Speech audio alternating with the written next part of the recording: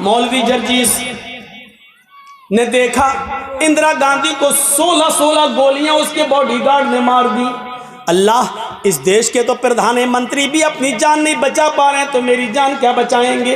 India में तो मौतें आ रही हैं। जर्जीस भाग कर इंडिया छोड़कर पाकिस्तान की सरजमीन पर गया और पाकिस्तान की धरती ने पूछा, जर्जीस तुम यहाँ क्यों आए हो, इंडिया छोड़ के क्यों आए हो? मैंने कहा राष्ट्रपति मरते हैं, प्रधानमंत्री मरते हैं, वहाँ मौतें हो रही हैं, इसलिए मैं आया हूँ, ये मुसलमानों का मुल्क है। पाकिस्तान की सरजमीन जवाब देती है, तूने बेनजीर भुट्टो की दास्तान नहीं सुनी है, जनरल ज़ियाउल हक की दास्तान तूने नहीं सुनी है।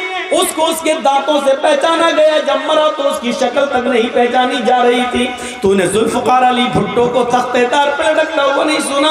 अरे उधर तो कम मरे इंडिया में, पाकिस्तान में तो भरोसा ही नहीं है। यहाँ कब कौन किसकी गोली से मार दिया जाए, पाकिस्तान में भी तुम महफूज नहीं हो।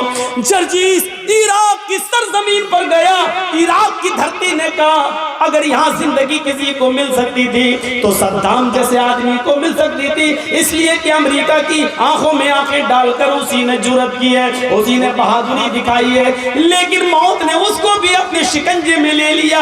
जब पकड़ा गया तो बंकरों के अंदर पाया गया, दाढ़ी बढ़ चुकी थी, मूछें बढ़ चुकी थी, शक्ल से पहचान में नहीं आ रहा था। इराक ने कहा तुम सऊदीया चले जाओ, वहां तुम्हारी जान बच जाएगी। जर्जीस इराक की सरजमीन से भागकर सऊदीया की सरजमीन पर आता है। सऊदीया की सरजमीन में रियाज में उतरता है। रियाज ने पूछा क्यों आए हो? जवाब दिया इसलिए कि इंडिया में मरते हैं, पाकिस्तान में मरते हैं, इराक में मरते हैं, ईरान में मरते हैं, यहाँ इसलिए आए कि मेरी जान बच जाए। रियाज की सरजमीन ने कहा यहाँ पर भी जान नहीं बचेगी, इसलिए कि देखो शाह फैसल को उसके भतीजे ही ने मर्डर कर दिया, उसके भतीजे ने मार डाला, बाद में उसको भी कत्ल किया गया। हाँ, यहाँ पर भी बादशाहों का मर्डर हुआ, कत्ल हुआ। अगर तुम्हें अपनी जान बचाना है तो मक्के में चले जाओ, वहाँ जनाब मोहम्मद रसूलुल्लाह पैदा हुए थे, शायद वहाँ जान बच जाए। जर्जीस मक्के में जाता है, मक्के का नजारा देखकर खुश हो जाता है। जैसे अंदर घुसता है उसको तवाफ करने का मौका मिलता है। अभी उसने खाने काबा के साथ चक्कर लगाए थे, अभी मकाम इब्राहिम पर 2 रकात नफिल नमाज पढ़ी थी, अभी दुआ मांगी रहा था, अभी सफा मरवा के चक्कर लगा ही रहा था।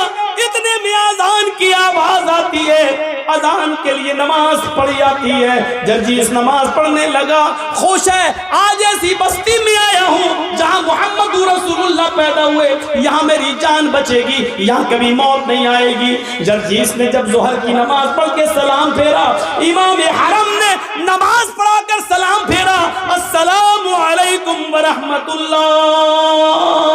मुअज्जिन खड़ा होता है, कहता अस्सलातु अलल अमवात, कुछ जनाजे आए हुए हैं, आप रुकिए, उन जनाजों की नमाज जनाजा पढ़ी जाएगी। मेरे भाइयों, जर्जीस ने सबसे ज्यादा जनाजे मक्के ही में देखे हैं। जोहर में जनाजे की आवाज, असर में जनाजा पढ़ा जा रहा है, मगरिब में जनाजे पढ़े जा रहे हैं, इशा में जनाजे की नमाज जनाजा हो रही है, मगरिब में नमाज जनाजा पढ़ा जा रहा।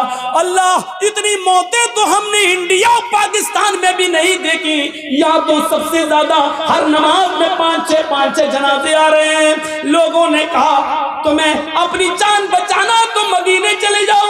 मदीने जाता हूँ, मदीने की सरजमीन पर अभी असर या मगरिब की नमाज पढ़ने का मौका मिलता है, आवाज आती है क्यों आए हो? जान बचाने के लिए। अगर इस हस्ती दुनिया में किसी की जान अगर बची होती तो आज इस साहिब कब्र मौजूद ना होता, आज इस रोज़े अक़दस के अंदर मोहम्मद रसूलुल्लाह की कब्र ना होती। इस कब्र के अंदर अल्लाह का सबसे ज्यादा लाडला, अल्लाह का सबसे ज्यादा प्यारा, अल्लाह का सबसे ज्यादा महबूब बंदा इस कब्र में मौजूद है। जर्जीस, मौत ने उसको भी अपने शिकंजे में ले लिया है, फिर तुम कैसे बच सकते हो? हाशा कल्ला, नहीं। कुछ लोग कुरान पढ़ रहे थे, लोगों से पूछा मैंने ये क्या पढ़ रहे हैं? लोगों ने जवाब दिया ये कुरान पढ़ रहे हैं। मैंने पूछा ये कुरान क्या है? जवाब मिला ये अल्लाह की आखिरी किताब है, कयामत तक के तमाम मसाइल का हल इस किताब के अंदर मौजूद है। मौलवी जर्जीस मुस्कुराया, जब कयामत तक सारे मसाइल का हल موت کا مسئلہ بھی حل ہوگا. یہ کتاب ہمیں ہمیشہ زندہ رہنے کا بھی طریقہ بتائے گی. جرجیس نے بھی وضو بنایا اور قرآن لے کر بیٹھ گیا. نیت تو یہ تھی کہ زندگی بھر زندہ رہیں, کبھی موت نہ آئے, قرآن میں ایسی آیت مل جائے. لیکن جرجیس جب قرآن پڑھ رہا تھا تو قرآن نے بھی ٹنکے کی چوٹ پر اعلان کر کے کہہ دیا اینما تکونوا یدرککم الموت ولو کنتم فی بروج مشیدہ. نہیں جرجیس, موت سے بچنے کا کوئی راستہ قرآن میں بھی نہیں ہے. تم جہاں بھی ہو, جس جگہ بھی رہو, موت تمہیں ادھر آ جائے گی, پکڑ کے رہے گی. چاہے پہاڑوں کی کوہ میں چلے جاؤ, سمندر کی تاریکیوں میں چلے جاؤ, آسمان کی بلندیوں پر کمند ڈال دو, چاند پہ رہنے لگو, یا سورج تک پہنچ جاؤ, کہکشاؤں تک پہنچ جاؤ, انترکش تک پہنچ جاؤ, کہیں بھی چلے جاؤ, جہاں تم جا رہے ہو موت تمہارے پیچھے پیچھے جا رہی ہے. قل ان الموت الذی تفرون منہ فانہ ملاقیکم. تم جس موت سے بھاگ رہے ہو بھاگ نہیں سکتے. تم جہاں کھڑے ہو وہی موت تم سے ملاقات کرنے کے لیے, وہ تم سے زیادہ تیز اسپیڈ میں دوڑ رہی ہے, وہ تم سے زیادہ تیز اسپیڈ میں آ رہی ہے, وہ تم سے زیادہ تیز اسپیڈ میں تمہارا سفر کر رہی ہے. تمہارے پاس آ کر رہے گی, تمہیں اپنے شکنجے میں لے کر رہے گی, تم سے مل کر رہے گی. فَإِنَّهُ مُلَاقِيكُمْ, وہ تم سے ملاقات کر کے رہے گی. ملاقات کس کو کہتے ہیں؟ السلام علیکم. وعلیکم السلام.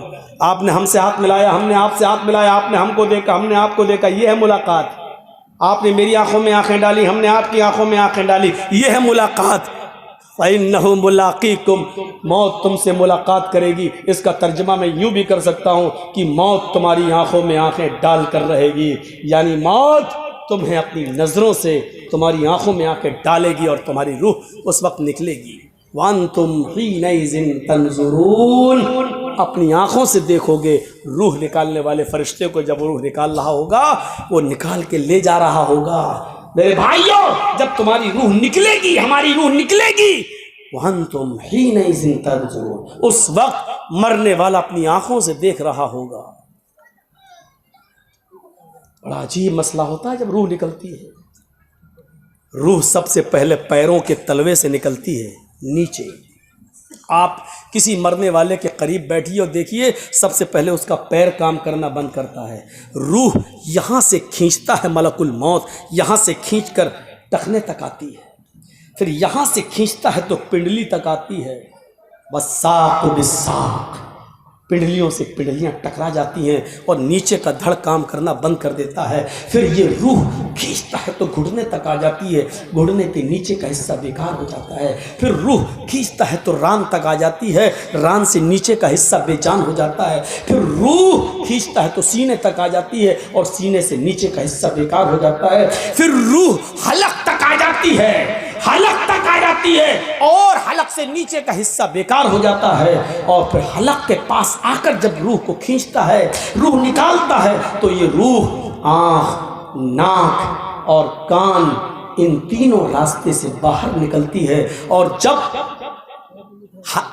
ناک اور کان کے راستے سے نکلتے ہوئے آنکھوں تک پہنچتی ہے تو آنکھیں پھٹ جاتی ہیں.